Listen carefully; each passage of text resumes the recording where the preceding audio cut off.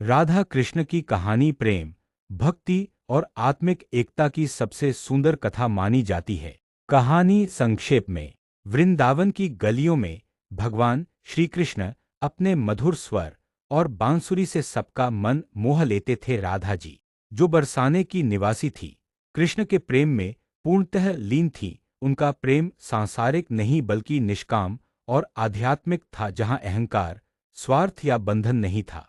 कृष्ण और राधा का मिलन कम, विरह अधिक था। यही विरह प्रेम को और गहरा बनाता है। राधा जी कृष्ण की सबसे बड़ी भक्त थीं और कृष्ण के लिए राधा भक्ति की सर्वोच्च प्रतीक थीं। कहा जाता है कि कृष्ण का नाम लेने से पहले राधे कहना इसलिए प्रचलित हुआ क्योंकि राधा के बिना कृष्ण अधूरे माने जाते हैं। समय आने पर कृष्ण को मथुरा और फिर द्वारका जाना पड़ा। राधा से उनका विवाह नहीं हुआ, फिर भी उनका प्रेम काल, समाज और मृत्यु से परे माना जाता है। यही कारण है कि राधा कृष्ण का प्रेम आज भी अमर है। भावार्थ: राधा कृष्ण की कहानी हमें सिखाती है कि सच्चा प्रेम अधिकार नहीं, समर्पण होता है और भक्ति का सर्वोच्च रूप प्रेम से ही जन्म लेता है। यह भगवान गणेश जी की प्रसिद्ध कथा है। भगवान गणेश की उत्पत्ति की कथा। एक बार माता पार्वती स्नान करने जा रही थीं। उन्होंने अपने शरीर के उबटन से एक बालक की रचना की और उसमें प्राण फूंक दिए।